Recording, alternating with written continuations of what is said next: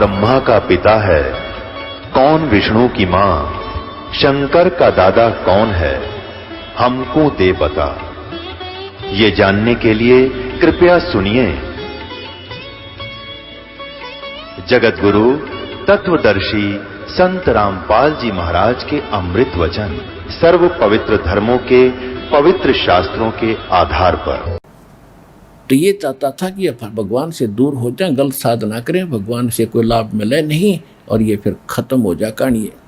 और भगवान ने चाहा था किसी प्रकार इस युग तक, इस समय तक इनमें थोड़ी बहुत आस्था भी जागती रहेगी ना, तो फिर थोड़ी भी जोत जलती रह जाए, उसमें और घी डाल दो, फिर शुरू होगी नो की नो उभरेगी।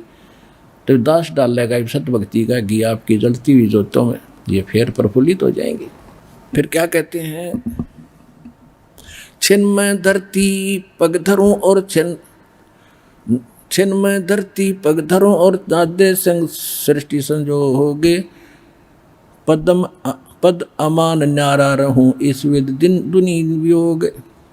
बोलत है धर्मदास जिंद जननी को थारी, तेरी माँ कौन है, तेरे माता पिता कौन है, कौन पिता परवेश कौन गतरेन आधारी, क्यों उतरे कल माही कहो सब भेद विचारम, और तुम निज पूर्ण ब्रह्म कहाँ अनपान आहारण। कि जब आप परमात्मा हो तो फिर ये भोजन भाजन क्यों करते हो, भगवान भूखा है मेरे आग्रह। वाह भैया। कौन तुम्हारा धाम नाम सुमरण क्या कहिए, और तुम व्यापक कल माही कहो कहाँ साहेब रहिए। परमात्मा क्या बताते हैं, गगन सुन में हम रहे और व्यापक सब ही ठोरे, हृदय रैन हमार है ये फूल पान फल मोरे। परमात्मा कहते हैं कि मैं गगन मंडल में, गगन शून्य में हम रहे, यानी सबसे ऊपर के स्थान पर आकाश में, अर्श कुर्स पर श्वेत गुम्मट है जहाँ सतगुरु का डेरा, और व्यापक सब ही ठोड़। परमात्मा बता रहे हैं कि मैं ऊपर रहता हूँ सतलोक में और मेरी शक्ति सब जगह व्यापक है। जैसे सूर्य कितनी दूर है पृथ्वी से, और उसका ताप, उष्णता, उसकी प्रकाश, और यहाँ पर पूरी पृथ्वी घूम रही है जिसके सामने है। इसी प्रकार परमात्मा बताते हैं मैं कहीं पर भी हूँ, मेरा रेंट विशेष ठिकाना तो वहाँ पर है, लेकिन वहीं से मेरी शक्ति सब जगह काम करती है। जिंद कहे धर्मदास सुनो सतगुरु की बाणी, हम ही संत सुजान हम ही हैं सारंग पानी, हम उतरे तुम काज सुन से किया पियाना। ओए होए, परमात्मा कहते हैं हम तेरे लिए आए हैं और वहाँ से प्रस्थान करके गति करके आया हूँ। और ये वेद बताते हैं परमात्मा वहाँ रहते हैं सच ऊपर के लोक में, भवनो ऊपरी तिष्ठति, और वहाँ से गति करके आते हैं, अच्छी आत्माओं के मिलते हैं। ये भगवान खुद कह रहे हैं, गरीबदास जी बता रहे हैं, हम उतरे तुम काज सुन से कियो पियो न, सुन शिखर से, तो ऊपर के आसमानों की चोटी से मैं नीचे आया हूँ, और शब्द रूप धर दे समझ बाणी सुर ज्ञाना, नहीं नाद नहीं व्यंद नहीं पांच तत्व आकारम, गुड़िल्ला ज्ञान अमान हंस उतारूं पारम, नरख परख कर देख नहीं भौतिक हम रह काया, हम उतरे तुम काज नहीं कुछ मोह ने माया। मैं तो तेरे लिए आया हूँ पुण्यात्मा, तुझे समझाने के लिए। आप काल के जाल में फंस गए और तेरे को दलदल से निकालने के लिए आया हूँ। गगन सुन में धाम है वो अवगत नगर नरेश, अगम पंथ कोई पावे नहीं ये खोज शंकर शेष। बोलत है धर्मदास सुनो सतगुर सैलानी, निरख परख से न्यारा भेद कुछ अकल अमानी, सुन जिंदे जगदीश शीश भगत शरण तुम्हारे, और पोम ही आसन साध कहो तुम अदर अदारे। हमारी अकल ऐसी है, नो कह सुन जिंदा जगदीश, तेरा पैर पग शीश सारा कुछ दिखे, तो मेरे सामने बैठा, नो का मैं ऊपर रहता हूँ। अब बता, इतनी अकल हमारे अंदर है। तुम सुख सागर रूप अनूप जो अधर रहाई, नहीं पिंड नहीं प्राण तो किससे बोलो गुसाई। अब नो कह जब तेरे शरीर नहीं है और नु का विधेय बताओ बोलो कैसे। तो परमात्मा ने कहा कि ये शरीर देख मेरा तेरे जैसा नहीं है। सुन गगन में हम बसे पृथ्वी आसन थी हीरे, धर्मदास धोखा दिला तुम छानो नीर और खीर। ना मैं जन्मू ना मैं रूहूं और नहीं आऊं जाही। अब जैसे तुम जन्म मर के आते जाते हो ना, ऐसा मेरा आना जाना नहीं है। शब्द विहंगम सोने में ना मेरा धूप न छाही। बोले जंद सुनो धर्मदासा, हमरे पिंड प्राण निश्वासा। गर्भ योनि में हम नहीं आए, मादर पिदर ना जननी जाए। शब्द स्वरूपी रूप हमारा, क्या दिखलावे आचार विचारा। सत्य ब्राह्मण की है हत्या, जो चौका तुम देवो नित्या। अब क्या बताते हैं कि आप कह रहे कोई मैं पाप नहीं करता धर्मदास, जो तेने चौका लिप्या है ना, रोटी खाना खुना बनाने के लिए जो पोचा मारते हो लिप्या हर गोबर से, इतने पोर्शन में ये 3 बाई 3 फुट का जो तेने बनाया है, इसमें कितना पाप लगा तेरे को। सत्य ब्राह्मण की है हत्या, जो चौका तुम देवो नित्या। और ब्राह्मण से हत्या जो होई, जल स्नान करत है सोई। एक ब्राह्मण यानी भगत की हत्या का तुम कितना पाप बताते हो, एक ब्रह्म हत्या का, और कितने सुमन कर लो उससे भी पाप ना कटे। तो ये इस तूने परमात्मा के चाहे छोटे बच्चे न मार दे और चाहे बड़े को, किसी राजा के लड़के को, चाहे तो नवजात शिशु को मार दे कोई, और चाहे 10, 15, 16 साल के को मार दे, राजा को दुख बराबर होया करे। तुम चाहे तो किसी मनुष्य ने मारो और चाहे छोटे जीव ने मारते हो, उसका पाप भगवान के दरबार में, उसके बच्चे सबका एक जैसा दुख है उसको। तो इसलिए क्या बताते हैं, तुम जो स्नान किया तेने इस तालाब में, और देख तेरे लोटे में पानी जो तू इसमें भर के लाया था, पवित्र जल कहते हो तीर्थ का, देश में कितने कीट वो जीव चल रहे हैं। तो वो एकदम सतब तो रहा, फिर सुनता है भगवान की वाणी को।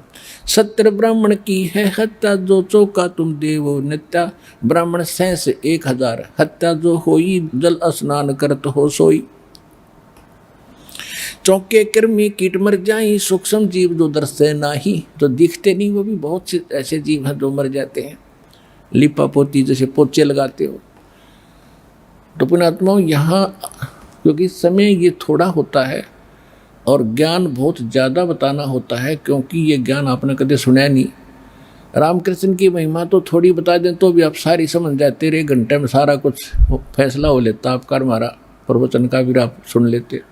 अब इसमें प्रत्येक पॉइंट पे आपका क्लियर करना जरूरी होता है कि कहीं आपको और चिंता ना बन जाए, मुश्किल से सिरे चढ़ते। अब ये समस्या ना आ जाए किसी भक्त के मन में कि पहले तो लिपा पोती करते थे, आजकल तो ऐसी फर्श हो गया, उसमें फिनाइल लगाए जाते हैं, पोचे मारे जाते हैं, तो पाप तो उनको भी होगा। हाँ होगा, लेकिन ऐसा है कि जैसे कोई किसी ने ड्राइविंग लाइसेंस बनवा लिया और वो गाड़ी चला रहा है और उससे किसी कारण से कोई दुर्घटना हो जाती है और कोई इंसान भी, मनुष्य भी मर जाता है, तो सबसे पहले जांच अधिकारी उसका लाइसेंस देखेगा। ड्राइविंग जो परफेक्ट आदमी है को जान के गाड़ी उठा लिया, अनजान है तो फिर इसने बकवाद करी है, जो चला नहीं जानता। तो यदि जिसके पास लाइसेंस है उससे कोई दुर्घटना हो जाती है तो वो 100% बरी हो जाता है लगभग। एक उसको सिर्फ यह है कि जान के मारा नहीं, कि गाड़ी में गड़बड़ होगी, उसका बचाव बहुत हो जाता है। और जिसके पास लाइसेंस नहीं है और वो गाड़ी चला रहा है और उससे कोई ऐसी घटना घट जाती है, सीधी सजा है, 2 से होनी है। तो और जिसके पास डुप्लीकेट लाइसेंस है वो भी दोषी, वो भी सीधी सजा। तो इसीलिए जब तक आप इस परमेश्वर कबीर जी के वो सच्चे या तो भगवान आए थे, यशदास को भेजा अभी तक, या जिन महापुरुषों को मालिक ने आदेश दिया था उनको कंप्लीट कोर्स आगे बताने की आज्ञा नहीं थी। जैसे आदरणीय धर्मदास जी को, आदरणीय नानक साहिब जी को, आदरणीय गरीबदास साहिब जी को, इनको गुरुपद दिया था भगवान ने, लेकिन इनकी से प्रतिज्ञा दिला दी थी कि इस मार्ग को आगे नहीं बताना, सिर्फ प्रथम मंत्र देते रहना। और वो भी परंपरागत सही चलता, तो लाइसेंस वो भी जैसे एक हैवी लाइसेंस, एक लाइट होता है, वो लाइट सा काम करे था। तो वो तक था उनके पास, प्रथम मंत्र देते थे बस। अरीब कति से ट्रला चला लियो, ऐसा दे देंगे लाइसेंस बना के, कोई दिक्कत नहीं आओगे।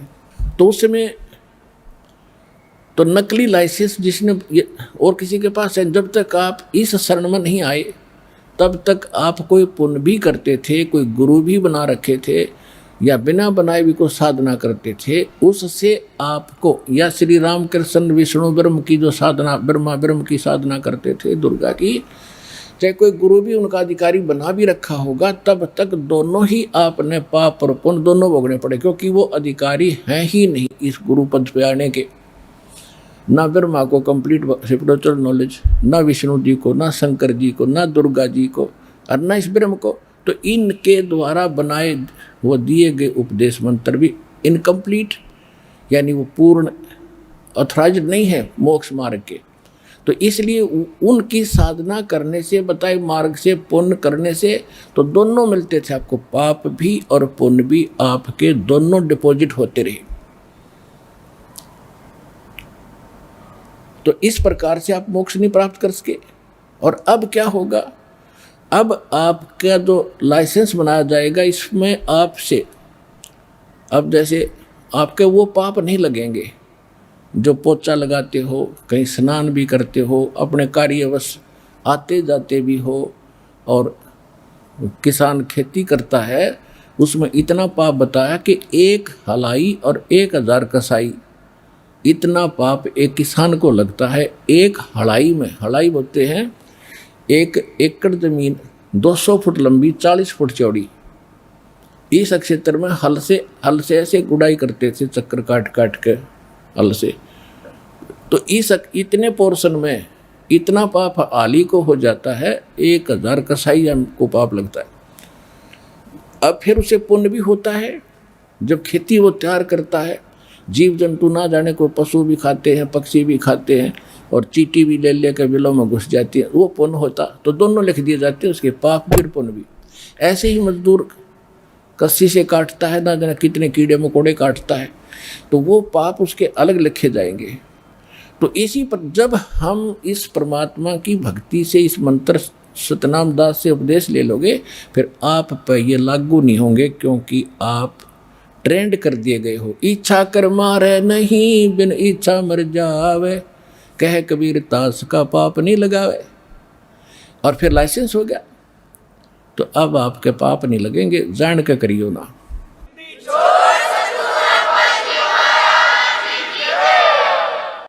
और गीता जी अध्याय नंबर 18 में भी स्पष्ट किया हुआ है कि ये कर्तव्य जो कर्म है आपके।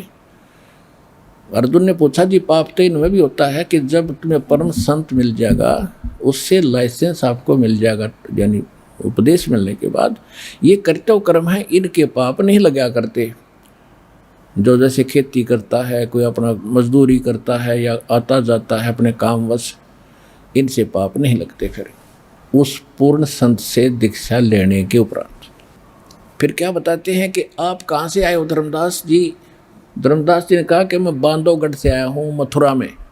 बांधवगढ़ यहाँ से कितनी दूर है कि लगभग 250 कोस, यानी 750-800 किलोमीटर। तो कैसे आए हो धर्मदास जी? भगवान ने पूछा कि पैदल आया हूँ महाराज। पैदल आया हूँ जी मैं। धार्मिक व्यक्ति थे कि परमात्मा ने कहा कि वहाँ से पैदल आते या गाड़ी जोड़ के लाते, कार मारते, पाप तो वही लिखे जाएंगे ना जिस उद्देश्य से जा रहे हो। तो वहाँ से यहाँ तक आपने कितने कदम रखे? पृथ्वी ऊपर पग जो धारे, करोड़ जीव एक दिन में मारे। पृथ्वी के ऊपर पैर रखने मात्र से एक दिन में करोड़ों जीवों को मार कर घूम फिर कर तुम विश्राम लेते हो, और फिर कहते हो पाप नहीं करते। तो आप कहाँ से चले थे? बांधवगढ़ से यहाँ तक आने में 1 हफ्ता लगा होगा आपको, कहाँ जी। तो इस वहाँ से यहाँ तक आने और जाने में कितने पाप आपने कर दिए, जीव मार दिए। पृथ्वी ऊपर पग जो धारे, करोड़ जीव एक दिन में मारे। अब क्या बताते हैं परमात्मा? ब्राह्मण से सत्या जो होई, जल स्नान करते हो सोई, चौक के कर्मी कीट मर जाई, सूक्ष्म जीव जो दर से नाही, हरी भांति पृथ्वी के रंगा, अंत कोट जीव उड़े पतंगा। कुछ ऐसे हैं जो पृथ्वी के रंग के जीव हैं, कुछ ऐसे हरे हरे घास में हरे जैसे, उसी घास जैसे होते हैं, और वो भी तुमसे मर जाते हैं। तारक मंत्र कोट जपा ही वह जीव हिंसा उतरे नाही। और तुम्हारे जो मंत्र है ना, जो तुम जाप करते हो, राम कृष्ण हरे हरे राधे श्याम, कहते हैं चाहे करोड़ जाप कर लियो, वह जीव हिंसा इनसे नहीं कट सकती। वो मंत्र मेरे पास है सतनाम, उससे कटेंगे वो पूर्व के पाप भी तेरे। तारक मंत्र कोट जपा ही वो जीव हंसा उतरे नाही। पृथ्वी ऊपर पग जो दारे, करोड़ जीव एक दिन में मारे। करे आरती संजम सेवा या अपराध न उतरे देवा। अब जैसे तुम आरती करते हो, घंटी बजाते हो, कहते हैं इनमें भी पाप होते हैं। जब घंटी बजाते हो उसमें भी, और घंटी का डंडा मारते हो वहाँ भी जीव होते हो, कण छोटे छोटे अणु। यानी कोई भी तुम्हारा कर्म पाप से रहित नहीं है।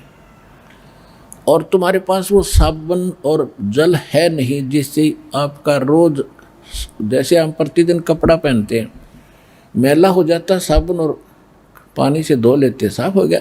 तो आपके मंत्र तो साबुन पानी वाला भी काम ना करते। वो सच साधना जब तक नहीं मिलेगी, और डेली के जो कर्म होते उनको भी आरती सेवा सिमरण पूजा हम करते हैं, उसमें भी वो डेली भी खत्म होते हैं जो हो भी जाते हैं। तो ठाकुर घंटा पौन चकोरे, कोट जीव सुख सिर तोड़े। ताल मृदंग और झालर बाजे, कोट जीव सूक्ष्म तांसा दे। धूप दीप और अर्पण अंगा, कोट जीव जाजरे विहंगा। एती हिंसा करत हो सारे, कैसे दीदार करो करतारे। स्वामी सेवक बूढ़त बारा, मार पड़े दरगह जमजेरा। ऐसा ज्ञान अचम सुनाऊं, पूजा अर्पण सभी छुड़ाऊं। परमात्मा कहते मैं ऐसा ज्ञान सुना दूंगा गजब का कि ये सब जो तुम कर रहे हो ना, इससे सब पीछा छूट जाएगा। जो साधना करते हो, व्रत रख लिया, तीर्थों पर जाना, फलाना करना, ये सब छुड़वा दूंगा। ऐसा ज्ञान अचंब सुनाऊं, पूजा अर्पण सबे छुड़ाऊं। झाड़ी लंगी कर तो हमेशा, सूक्ष्म जीव होत है निशा। यानी सब प्रकार के बता रहे हैं कि तुम खाते पीते हो, खानदान में दमन प्राणी, और कैसे पाओ मोक्ष निशानी। तुम फ्रेश होने जाते हो उसमें पाप हो, पेशाब करते हो उसमें पाप हो, बना खाना बनाते तब पाप हो, और उधर से कहते हो हम पाप नहीं करते। यानी इतना लेखा दिखा दिया परमात्मा ने, कलेजा हिल गया उसका, धर्मदास का। और जब परमात्मा ने इतना कुछ कहा वो फिर भी ना मान्या। और जैसे परमात्मा बताते हैं, तीर्थ पाठ चले जो प्राणी, सो तो जन्म जन्म उड़ जाड़ी। जैसे तीर्थों पर जाते हो ना, तुम्हारे तो असंग जन्म के पाप इकट्ठे कर लिए, सारे भोगने पड़ेंगे। तीर्थ पाठ चले जो प्राणी, सो तो जन्म जन्म उर्झाणी। जा तीर्थ पर कर है दानम, आवत जात जीव मरे अरबन। अब दान करने तुम तीर्थ पर जाओ हो, आन जान में पाप नारे इकट्ठे कर लिए, पुण्य कर कायोगे को। धर्म तो घर कर लो, गांव में कर लो, किधर भंडारा करके, वो तीर्थ पर घना धर्म होगा। आवत जाते जीव मरे अरबाना, अरबों जीव मार देते हो। पर भी लेन जात है दुनिया, हमारा ज्ञान किने ना सुनिया। कहते पर भी लेन जाते हो, कहाँ कहाँ पाप इकट्ठा करने, और हम ज्ञान बताते हो उसको कोई नहीं सुन रहा है। पर भी लेन जात है दुनिया, हमारा ज्ञान किने ना सुनिया। गोते गोते पढ़े भारम, गंगा जमुना गए केदार। जितने गोते मारो ना उसमें उतने पाप में ग्रस्त होते जाते हो तुम। गंगा जमुना चाहे केदारनाथ बजा लियो। लोहागर पोकर की आशा, अंतकोट जीव होत विनाशा। पाती तोड़ चढ़ावे अंदेश, जिनके कदे ना कट है फंदे। गंगा काशी गया प्रयागु, बहोर जाए द्वारका ले दागू। हर पैड़ी हर द्वार हमेशा, ऐसा ज्ञान देत उपदेशा। जा गुरुआ की गर्दन मारम, जो जीव बर्मा व आचार विचारम। परमात्मा कह रहे हैं कि जो कहते हैं ना तीर्था पर जाओ, हर की पैड़ी पर जाओ, वहाँ पर भी लगे, कहते ऐसे ऐसे गुरुओं की गर्दन मारम, कहते उनको कहते जूते मारे। गरीबदास जी ने बताया सूक्ष्म वेद में कि झूठे गुरु के लित्र लावे और गर्दन काट घसीटे, और वाके पीटे पाप नहीं है, उसने जरूर पीटे। तब ना पीटियो किसी ने, तो बस इस कहने की बात है। जैसे कह देते हैं ना, एक कहने का भाव ये है कि ऐसे नालायक तो बच कर है, पीटा छेती नहीं करते संतु। वैसे एक उदाहरणार्थ कहते हैं, जैसे कोई बच्चा शरारत कर रहा होता है, दूसरे लोग कहते हैं दूर मर ले तू, मरले का मतलब ये ना तुम मरे जा सुसाइड कर ले, उसने कहा दूर बैठ जा। तो इसी तरह ये संतों की जो वाणी है बेशक वो किसी उद्देश्य से कही है, उनका अर्थ ऐसा नहीं होता। तो कहते हैं झूठे गुरु का लित्र लावे हर घरते काट घसीटे, और वाह के पीटे पाप ने, उसने जरूर पीटे। कहने का भाव उतना निकम्मा है, आप कर्म बिगाड़े और तुमने गुमराह किया कर रहा है, इतना अनमोल जीवन को नाश करता है। तो यहाँ क्या बता रहे हैं कि जैसे ऊपर बताया है ना, भाई लोहा अगर पोकर में जावे वहाँ जावे, फलाना पर भी लेने जा, गंगा जमुना पर नहाने जा, केदारनाथ पर जावे, ऐसा ज्ञान जो देत उपदेशा, वैसे हर पैड़ी हर द्वार हमेशा, ऐसा ज्ञान जो देत उपदेशा, जा गुरुआ की गर्दन मारम, जो जीव भरमावे आचार विचार। जो इस तरह की बकवाद मुड़ जा रहा है वो निकम्मा आदमी है, वो संत नहीं है। फिर क्या बताते हैं, पिंड प्योहा भौतक जाही बद्री बोध सुनो चितलाई। कोई पिंड प्योहा में जाकर पिंड भरवाते हैं, कोई बद्रीनाथ में जाते हैं। पिंड प्योहा भौतक जाही बद्री बोध सुनो चितलाई, सरजो कर स्नान हजूमम अंतकोट जीव गाली धूमम। पिंड प्रधान मुक्ति ना होई भूत जुनी छूटत है लोई। अब परमात्मा बता रहे हैं, जैसे धर्मदास जी पूछ रहा था जी, जैसे पिंड दान करते हैं उससे लाभ होता है। परमात्मा बोले भाई क्या लाभ हुआ, पिंड दान कर दिया, भूत जुनी छूट गई, गधा बन गया तेरा पिताजी, खाक कल्याण करा दिया उसका। भूत जुनीता छूटे है पिंड पर दान करंत, गरीबदास जिंदा कहे नहीं मिले भगवंत। कहते भूत जुनी तो छूट गई, क्या फायदा किया, भगवान मिल गया उसको, फिर गधा बन गया अगले जुनी में। तो ये है तुम्हारा ज्ञान, और हम जो बता रहे से दोनों संकट मिटेंगे। जय सतगुरु की संगत करते सकल कर्म कट जाई, अमरपुरी पर आसन होते जहाँ धूप ना छाई। तो पुण्यात्मा आज तो इतना ही सत्संग करते हैं, क्योंकि ये जो दास ये कथाएं परमात्मा की पूरी 5-5 दिन में होया करती। सत्संग शुरू में करते थे, फिर बीच में जब पता चला कि परमात्मा को उजागर करना है, पहले भगवान इनके हृदय में जचाना है, तभी तो मानेंगे कबीर जगोड़, तभी इस वाणी को सच्ची मानेंगे।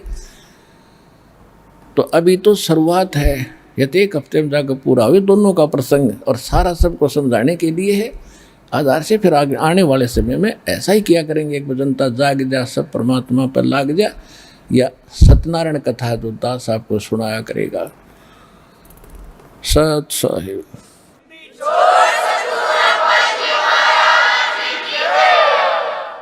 अब आपको कुछ भक्तों के अनुभव सुनाएंगे जिन्होंने परमात्मा से लाभ प्राप्त हुआ, उससे आपको दृढ़ता आएगी। नए भक्त आते हैं, लुटे पिटे आते हैं। पुण्यात्माओं, जहाँ जहाँ भी आप गए हो, आपने खूब पता वहाँ क्या व्यवस्था थी, और यहाँ का भी आपको मालूम है यहाँ क्या व्यवस्था है। यहाँ भगवान आपके बाप का घर है, और जहाँ आप जाते थे वहाँ किसी दूसरे के बार में जाते थे, वहाँ अपने पैसे से खाना, अपने पैसे सब कुछ करना। देखो, जो पैसा आप यहाँ दान करते हो ये पैसा आपका है। आपने जो दान कर दिया ये आपका है, ये आपको 1000 गुना मिलेगा आगे जाके। और इसमें यो फिर आपका नहीं रहा, आपका है, आपका नहीं रहा। आपने दान कर दिया भगवान को, आपका नहीं रहा, ये हो गया भगवान का। और उसके बदले में आपको भगवान ने दे दिया 1000 गुना, आपका नहीं रहा। और वास्तव में जो दान आपने कर दिया वो आपका। ये दोनों बात कैसे, जैसे आपने 10 लाख रुपये लगा दिए कोठी बनाने में, वो आपका नहीं है। आपने कार ले ली 2 लाख की, 4 लाख की, वो आपकी नहीं है। आपने जो दान कर दिया ये आपका ही, आपको आगे मिलेगा, और ये यहीं बाकी यहाँ छोड़ के जाओगे। तो कहने का भाव ये है कि जो आप दान यहाँ करते हैं ये आपका है, आपको आगे मिलेगा। ये आपका नहीं रहा, क्योंकि आपको तो इसके बदले भगवान 1000 गुना देगा। और फिर उससे अपने आपके भाई बहन जो यहाँ आते दुखी सुखी सबको फ्री व्यवस्था की जाती है। तो ये आपका घर है, और यहाँ कितना सुख मालिक देता है। कितने दुखी आते हैं, यहाँ आते सारे दुख भूल जाते हैं, सब चीज़ समय पर मिलती है। सारा बैठन का, ओढ़न का, खाने का, पीने का। आपके भाई बहन जो पुराने हैं आपकी कैसी सेवा करते हैं, कोई घर का सदस्य नहीं कर सकता इतने दिन इतनी सेवा। तो इससे भी आप हिसाब लगा लो आप कहाँ आगे हो।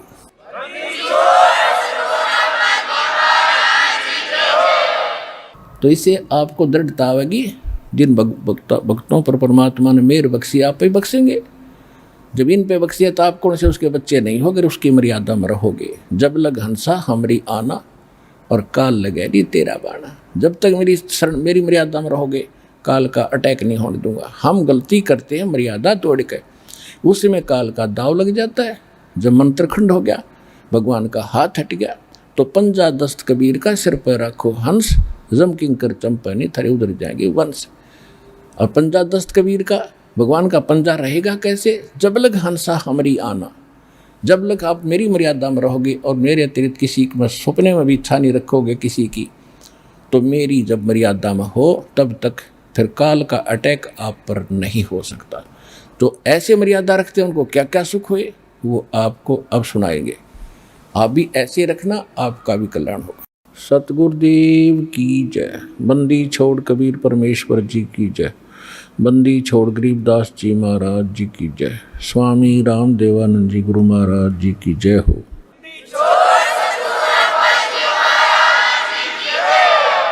गरीब नमो नमो सतपुरुष को नमस्कार गुरु के नहीं। सुर नर मुनि जन साधुआं संतों सर्वसदी नहीं। सतगुरु साहेब संत सब डंडो तुम प्रणाम। आगे पीछे मध हुए तिनको जा कुर्बान। नराकार निर्विषम काल जाल वैभंजनम निर्लेपम निज निर्गुणम अकल अनुबेशुंदनम। सोहम सुरति समाप्तम सकल समाना निर्तलय उज्ज्वल हिरंबर हरदमम बेपरवा अथा है वार पार निमध्यतम। गरीब जो सुमर सिद्ध होई गणनायक गलता ना करो अनुग्रह सोई पारस पद परवाना। आदि गणेश मनाऊं गणनायक देवन देवा। चरण कमल लो लाऊं आद्यंत करूं सेवा। परम शक्ति संगीतम रिद्धि सिद्धि दाता सोई। अवगत गुण अतीतम सत्य पुरुष निर्वोही। जगदम्बा जगदीशम मंगल रूप मुरारी। तन मन अर्पों शीशम भक्ति मुक्ति भंडारी।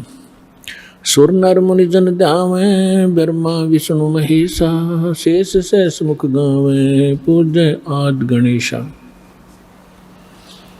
इंद्र कुबेर सरीखा वरुण धर्म राय ध्यावे। समृत जीवन जी का मन इच्छा फल पावे।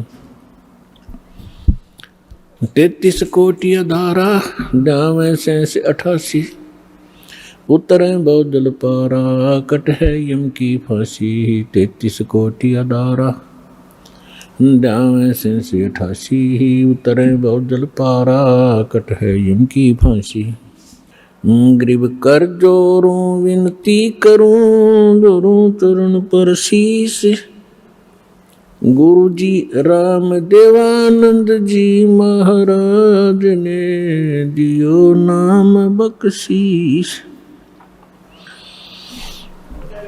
कोटि कोटि सिजदा करूं कोटि कोटि प्रणाम। चरण कमल में राखियो में बंदी जान गुलाम। कुत्ता हूँ गुरुदेव का रामपाल दास का नाम। गले प्रेम की जेवड़ी ही जाखें चोभा जाऊं। तो करो तो बावड़ू दूर दूर करो तो जाऊं। जो राखो तो ही रहूं। जो देवो सुख। सतगुरु पूर्ण ब्रह्म है। सतगुरु आप अलेख। सतगुरु रमता राम है याम मीन न मेखो। गुरु बिन माला फेरते गुरु बिन देते दान। गुरु बिन दोनों निष्फल हैं चाहे पूछो वेद पुराण। जय इब कै सतगुरु मिले सब दुख आँखों रोए, चरणों ऊपर शीश धरूं, कहूँ जो कहनी हो। कबीर साईं मिलेंगे, पूछेंगे कुशलोत, आदि अंत की सब कहूँ अपने दिल की बात। गुरु जी तुम ना भूलियो, चाहे लाख लोग मिल जाएं, हम जैसे तुमको बहुत हैं, तुमसे हमको नहीं। परम पिता परमात्मा पूर्ण ब्रह्म सारी सृष्टि के रचनहार कबीर देव, कबीर साहिब, कबीर परमेश्वर जी की असीम रजा से आप सभी पुण्यात्माएं सत्संग सुनने के लिए उपस्थित हुए। जिस प्राणी के बहुत ही अधिक पुण्य उदय होते हैं वो मानव शरीर प्राप्त करते हैं, और जिन मानव शरीर प्राप्त प्राणियों को सत्संग प्राप्त होता है वो बहुत ही शुभ संस्कारी हंस होते हैं। सत्संग में आने से प्राणी को ज्ञान होता है कि आप कहाँ रह रहे हो, आपके जीने का उद्देश्य क्या है, मनुष्य शरीर किस लिए प्राप्त हुआ है। आप आज मानव शरीर प्राप्त हैं और आपको कितनी सुविधाएं प्राप्त है। अन्य पशु पक्षियों को आप देखते हो, कभी ध्यान भी नहीं देते कि ये इतने दुखी क्यों हैं। गर्मी और सर्दी, वर्षा और ओले गिरते हैं, ये सारा जीवन ऐसे ही प्राकृतिक आपदाओं को सहन करते करते मर जाते हैं। आप जी ने ये सोच रखा है कि ये तो ऐसे बनते रहेंगे और हम मनुष्य हैं, मनुष्य ही बनते रहेंगे। ऐसा नहीं है। ये भी कभी मानव थे, ये भी कभी मनुष्य थे, और इनको तत्वदर्शी संत सतगुरु मिले नहीं। ये भी अपने अनमोल मनुष्य जीवन को ऐसे ही व्यर्थ कर गए जैसा कि हम सतगुरु प्राप्ति से पूर्व कर रहे थे। तो आपका बहुत सौभाग्य है कि आपको ये ज्ञान मिला, सच्चा भगवान मिला, और जिस नाम को अभी तक बहुत ही गुप्त रखा हुआ था वो आपको सतनाम मिला। अब परमात्मा ने कसर नहीं छोड़ी आपके ऊपर रहम करने की। अब आप इस रजा को बना के रखना, भूल मत जाना और गफलत ना करना। जो भी जिस भी समुदाय में जन्मा है उसी कर्म को, उसी साधना को सत्य मान रहा है, और यही सबसे बड़ी भूल है इस प्राणी की। क्योंकि साधना कौन सी ठीक है, ज्ञान कौन सा ठीक है, भगवान कौन पूर्ण है, ये जानकारी का कोई आधार बनाकर हमने चलना पड़ता है। अपनी अपनी डफली, अपने अपने राग से अब काम चलेगा नहीं। परमेश्वर ने स्वयं आकर के जो निर्णय दे दिया, पहले तो आप जी को ये प्रूफ कर दिया गया है कि परमात्मा कौन है। इसमें तो कोई शंका रही नहीं कि हु इज गॉड, कौन है परमात्मा। Kabir is God. Who Kabir, कौन कबीर। हम सुल्तानी नानक तारे दादू को उपदेश दिया, जात जुलाहा भेद न पाया, वो काशी महे कबीर हुआ।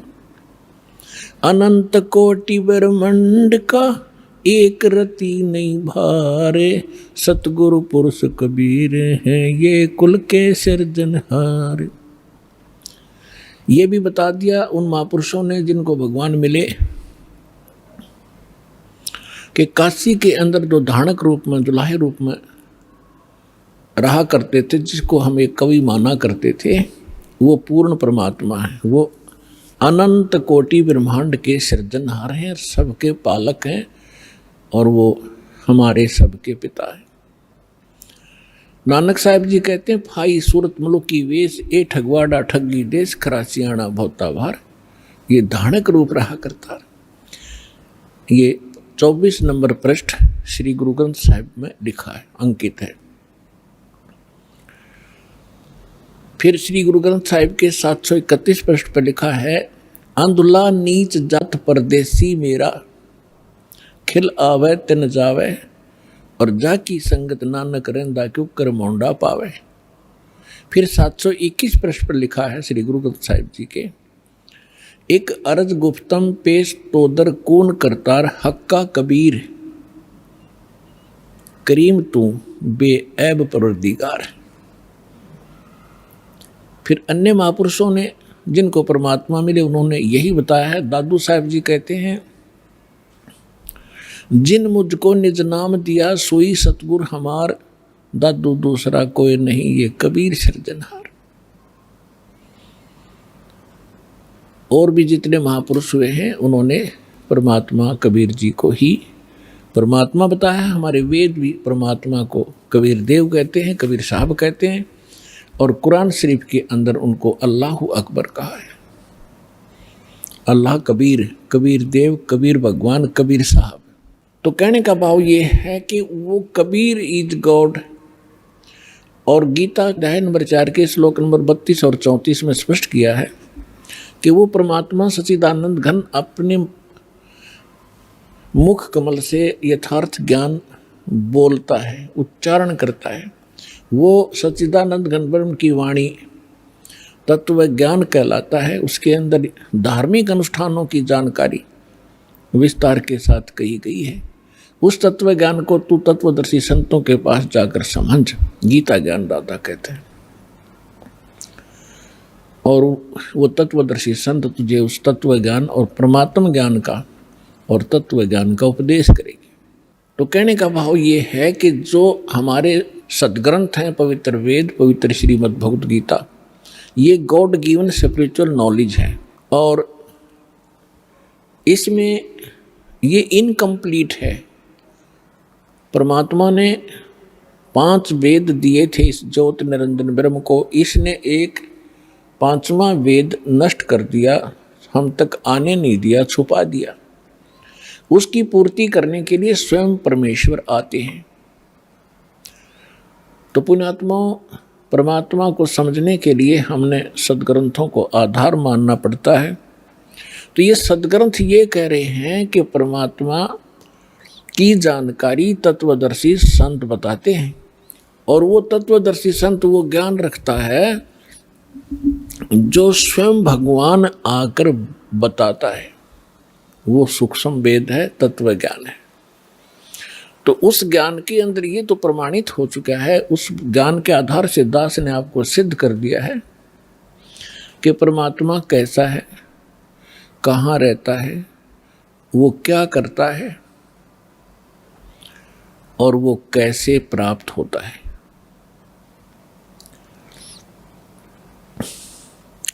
तो अब हमने उस अध्यात्म ज्ञान को समझना है। अपनी विशेषकर हिंदू धर्म के अंदर श्रीमद् भगवत गीता एक बहुत ही शिरोधार्य शास्त्र माना जाता है और सत्य शास्त्र कहलाता है। परमात्मा ने 600 वर्ष पहले जो ज्ञान बोला था, उस समय हमारे धर्म गुरुओं ने परमात्मा का इतना विरोध करा दिया था कि हम भूल गए थे कि कबीर नाम का कोई व्यक्ति रहा होगा। केवल पुस्तकों में पढ़ा करते थे,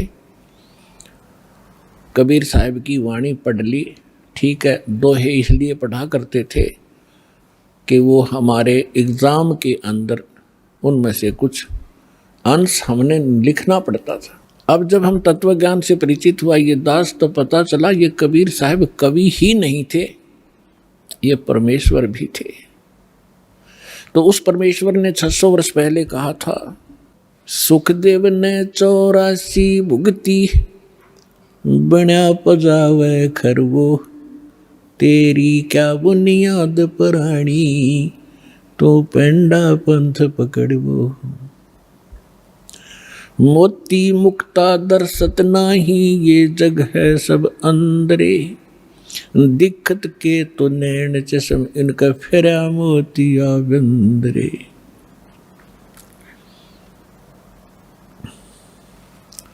परमात्मा कहा करते थे कि जिनको तुम विद्वान मानते हो, इन पंडितों को, मंडलेश्वरों को, महर्षियों को, ये कख भी नहीं जानते, कै ख भी नहीं जानते अध्यात्म मार्ग। आचार्य और शंकराचार्य जितने मंडलेश्वर आप जी के धर्मगुरु हैं। ऐसे ही मुसलमानों को कहा करते ये मुल्ला काजी, और जितने भी पीर ये अपनी कुरान शरीफ से भी परिचित नहीं है। तो इस बात से उस समय के सभी वो नकली धर्मगुरु परमात्मा का विरोध किया करते थे और उस परमात्मा को हमारे हृदय से कति गिरा दिया था, ये कह करके कि कबीर साहब तो अशिक्षित हैं, कोरी झूठ बोलते हैं, ये क्या जाने सदग्रंथों को। आज से 600 वर्ष पहले परमात्मा ने अपनी प्यारी आत्मा धर्मदास जी से कहा था, धर्मदास ये जग बोराना, कोई न जाने पद निर्वाणा, यही कारण मैं कथा पसारा, सबसे कहिए वो राम नियारा। यही ज्ञान जग जीव सुनाओ, सब जीवों का भरम नसाओ। भरम गए जग वेद पुराना, आदि राम का भेद न जाना। अब मैं तुमसे कहूँ चताई, तेरे देवन की उत्पत्ति वाई। तेरे तीनों देवताओं की उत्पत्ति बताता हूँ, ब्रह्मा विष्णु महेश की कैसे जन्म हुआ। माँ अष्टंगी पिता निरंजन, ये जुम दौरुण वंशन अंजन। पहले कीन निरंजन राई, पीछे से माया उपजाई। माया रूप देख अति शोभा, देव निरंजन तन मन लोभा। देवी को तुरंत धर खाए, पेट से देवी करी पुकारा। हे साहेब मेरा करो उभारा, टेर सुनी तब ताहम आए। अष्टंगी के बंद छुड़वाए।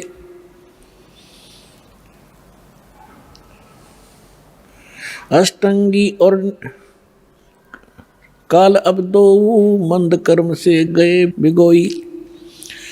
धर्मराय की ने भोग विलासा, माया को रही तब आशा।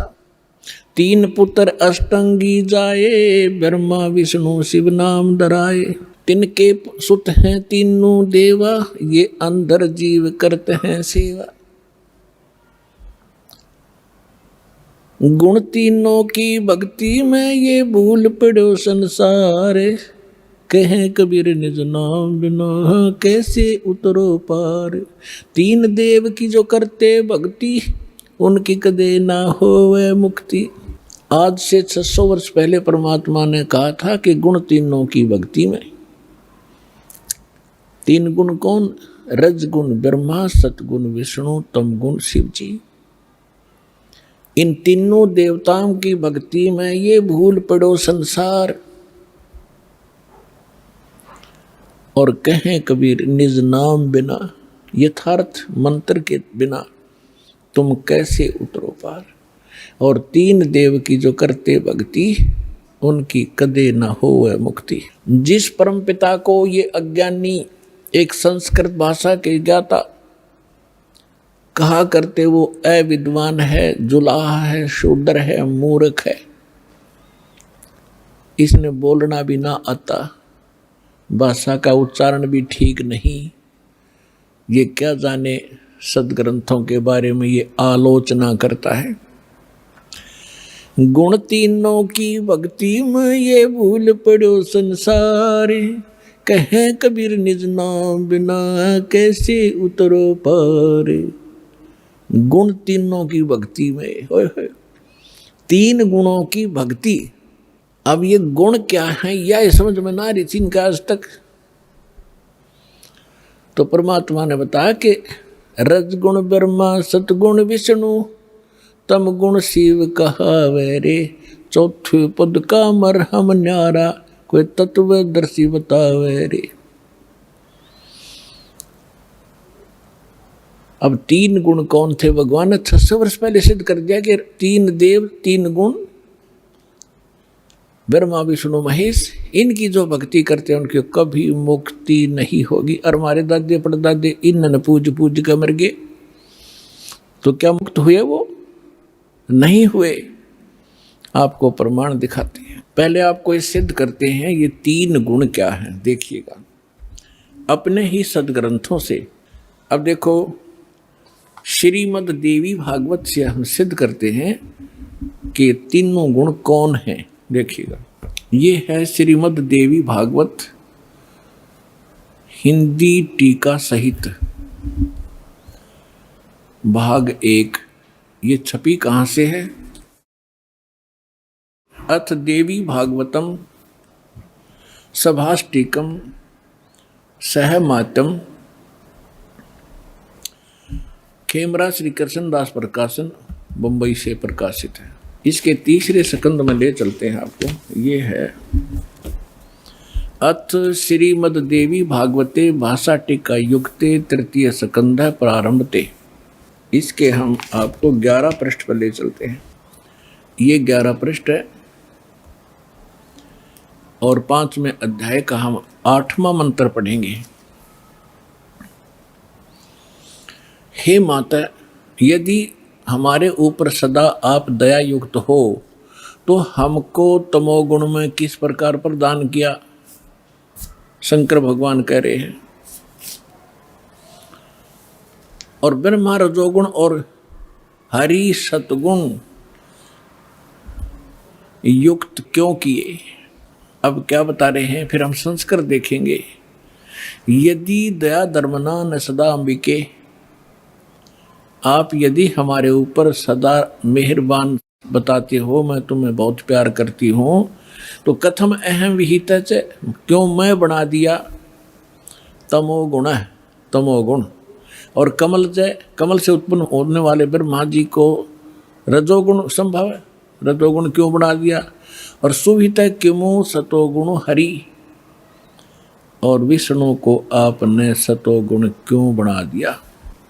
इति सिद्धम रजगुण ब्रह्मा सतगुण विष्णु तमगुण शिव जी। अब एक और पुराण से सिद्ध करते हैं ब्रह्मा विष्णु महेश क्या है। देखिए ये है मार्कंडेय पुराण, सचित्र मोटा टाइप, केवल हिंदी, और गीता प्रेस गोरखपुर से प्रकाशित है। इसके 22-23 पृष्ठ पर दिखाएंगे। ये 122 पृष्ठ पर हम पढ़ना शुरू करेंगे मार्कंडेय पुराण। यहाँ से मार्कंडेय जी बोले, ये बता रहे हैं सारा कुछ, हम यहां आ जाते हैं। मार्कंडेय जी बता रहे हैं रजोगुण प्रधान ब्रह्मा, तमोगुण प्रधान रुद्र, सत्व प्रधान विश्वपालक विष्णु हैं, और यही तीन देवता हैं और यही तीन गुण हैं। अब जिसको ये अनपढ़ अशिक्षित कहा करते थे उस परमेश्वर ने 600 वर्ष पहले बता रखा था ब्रह्मा विष्णु महेश, रजगुण ब्रह्मा सतगुण विष्णु तमगुण शिव जी। जो इनकी पूजा करते हैं वो कभी मुक्ति प्राप्त नहीं कर सकते। श्रीमद् भगवद गीता में उनको क्या संज्ञा दी है? इस त्रिगुण में ही माया रजगुण ब्रह्मा सतगुण विष्णु तमगुण शिव जी की जो पूजा करते हैं, जिनकी बुद्धि इन्हीं पर सीमित होगी है, इसके अतिरिक्त वो किसी की बात को सुनना पसंद भी नहीं करते। राक्षस स्वभाव को धारण किए हुए मनुष्यों में नीच दूषित कर्म करने वाले मूर्ख, 4 गाली इकट्ठी दे रखी है। गीता ज्ञानदाता कहता हो मेरी भक्ति भी ना करते।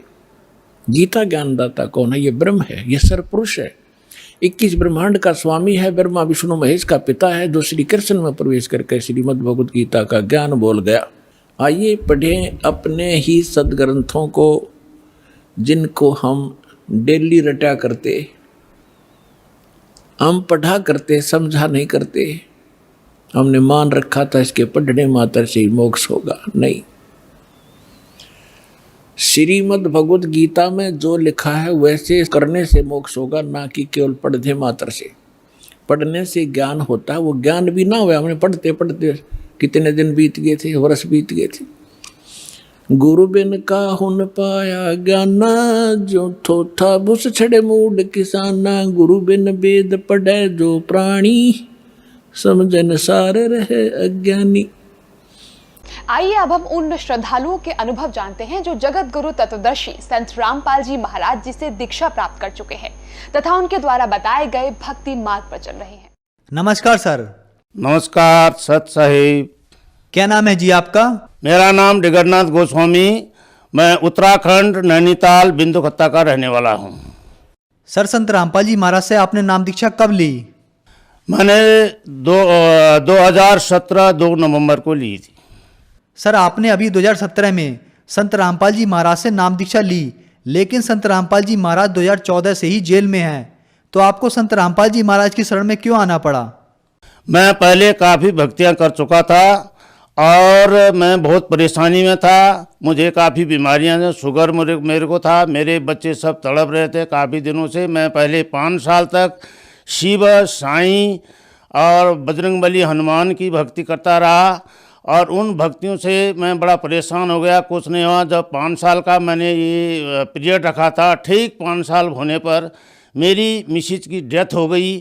3 लड़कियों की मैंने शादी की, तीनों की तीनों वहाँ से घर से वहाँ अपने ससुराल से घर में वापस आ गई। मैं बोला ये क्या हो गया। मैं शिव का बड़ा एक नाम मामी भगत था। मैंने 5 साल का उसमें कसम लेकर के रखा था कि हे भगवान शंकर भोले, मेरे बच्चों को ये क्या हो गया। इसके करके मैंने उनकी भक्ति कर रहा था, बजरंगबली की भक्ति करता था। 3 दफ़े मैं शिरडी में गया। शिरडी में जा कर के साईं मंदिर में भी मैंने स्टाम्प लिख कर के आया, जो कि स्टाम्प की कापी अभी मेरे पास में है। वहाँ तहसील से मैं स्टाम्प लाया हुआ हूँ। और उसके बाद मैंने फिर दोबारा साईं मंदिर गया, 3 दफ़े वहाँ गया और मेरे को ये भी बोला गया पंडित जी ने कि आप बजरंगबली निकालो। मैं बजरंगबली की भी मूर्ति मंगाई, घर के अंदर स्थापना की। एक दिन मैं टीवी में देख रहा था कि चैनल के ऊपर जो है संत रामपाल जी का एक भगत शिष्य जो है अपने बारे में बता रहा था। मैं इतना बीमार था, मुझे ये शुगर भी था, 412 ऐसा कुछ शुगर बता रहा था। मैं बड़ा परेशान हूँ और बच्चों के कारण मैं बड़ा परेशान हूँ। और रामपाल जी की भक्ति पर जब मैं आया तो मेरा शुगर भी ख़त्म हो गया। बवासीर की बीमारी भी मेरे को अपने को बता रहा था, वो भी बोला ठीक हो गया। सारे बच्चों का सब सही हो गया बोला। तो मैंने फिर जब वो ख़त्म हो, उसके नीचे जो पट्टी आई हुई थी उससे फटाफट मैंने जो है टेलीफोन नंबर ले लिए, मोबाइल नंबर लिया। मोबाइल नंबर में मैंने उसी वक्त जो है फ़ोन करना शुरू कर दिया। हिसार में फ़ोन गया, वहाँ से मुझे जवाब मिला कि ठीक है आप नामदान केंद्र में जाइए। तो उन्होंने मुझे नामदान केंद्र का मोबाइल नंबर दिया। मैं संत रामपाल जी के नामदान केंद्र में नामदान लिया। लेने के बाद जब मैं घर गया, घर जाने के बाद मैंने संत रामपाल जी के उस किताबों के अनुसार जो भी भक्तियाँ थी मैंने करनी शुरू की और उससे मुझे कुछ फ़ायदा होने लगा। आपने बताया कि आपको बहुत से दुख थे। आप पहले शिवजी तथा साईं की भक्ति करते थे और आपके परिवार में दुख ही दुख आए। आपकी तीनों बेटियां भी ससुराल से वापस घर आ गईं। तो संत रामपाल जी महाराज की शरण में आने के बाद क्या आपको कोई लाभ भी मिले? हाँ साहब, मुझे लाभ हुआ। सबसे पहले संत रामपाल जी ने मेरे शरीर की जितनी बीमारियां थी सारी दूर कर दी। मेरा शुगर बिल्कुल नॉर्मल कर दिया, जो कि मेरा शुगर 450 निकल रहा था और डॉक्टर ने मेरे को बोला आपको एडमिट होना पड़ेगा, नहीं तो आपके गुर्दे सारे खराब हो जाएंगे। तो वो शुगर आज के दिन मैं यहाँ पर इंटरव्यू में आया हूँ, मैं आज ही शुगर नाप के आया। मेरा जबकि 140 तक होना था, मेरा 128 शुगर निकल रहा है, जिसका कि मेरे पास सर्टिफिकेट भी है। और पहला लाभ ये हुआ कि मैं स्वस्थ हो गया। स्वस्थ होने के बाद फिर मेरी लड़की, छोटी सी लड़की एक, जो कि जहाँ मैंने उसकी शादी करी थी उसका आदमी ऐसे नाकामयाब निकला हुआ था कि मैं बड़ा दुख हो गया है, बच्ची की शादी कर रखी है। तो उस लड़की जब मैंने 2 नवंबर 2017 को रामपाल जी की भक्ति मैंने जब शुरू की गुरु की, तो ठीक 8 नवंबर 2017 को मेरे घर में ऐसे रिश्ते आने लग गए कि पूछो मत। संत रामपाल जी को बोला आप जो है आप ही संभालो। वो करने के बाद तुरंत रिश्ता वहाँ पर तय हो गया और कोर्ट में आकर संत रामपाल जी की दया कृपा से कोर्ट में रजिस्ट्रेशन भी हुआ।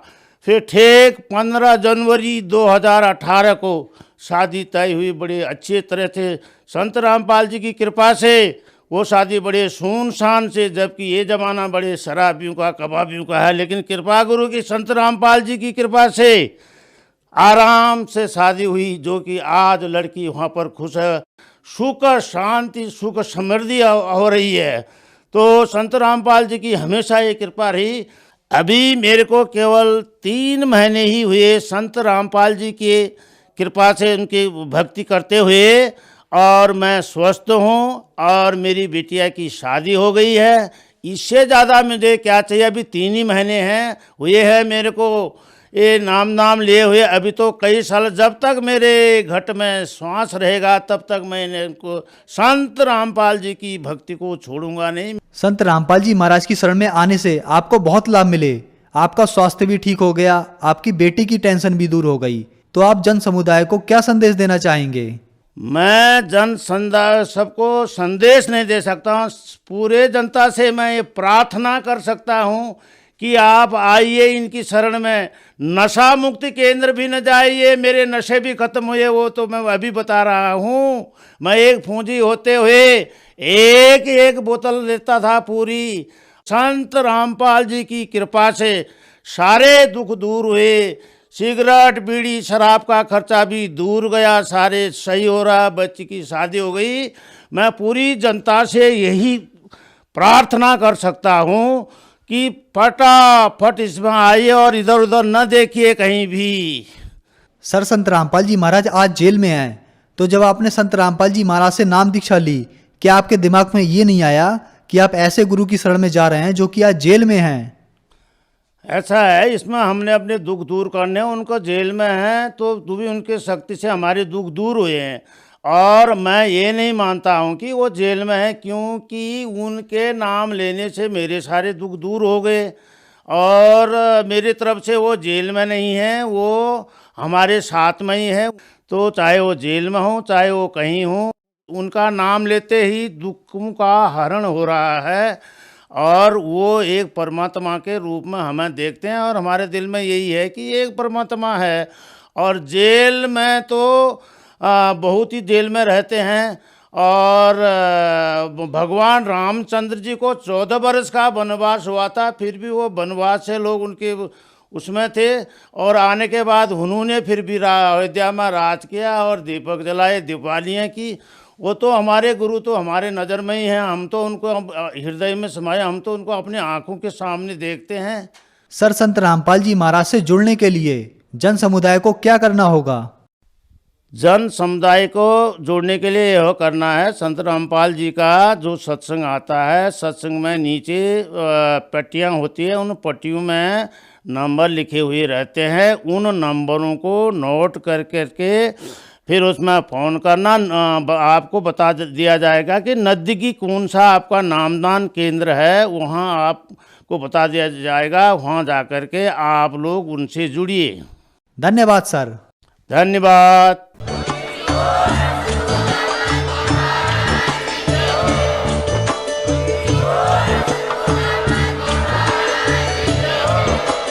आप सुन रहे थे जगत गुरु तत्वदर्शी संत रामपाल जी महाराज जी के मंगल प्रवचन। अधिक जानकारी के लिए विजिट कीजिए हमारी वेबसाइट www.jagatgururampalji.org। संत रामपाल जी महाराज जी के शुभ आशीर्वाद से पूरे विश्व भर में 500 से भी ज्यादा नाम दीक्षा केंद्र हैं, जिन पर संत रामपाल जी महाराज जी द्वारा ऑनलाइन निशुल्क नाम दीक्षा दी जा रही है। अपने नजदीकी नाम दीक्षा केंद्र का पता करने के लिए संपर्क करें 8222880541।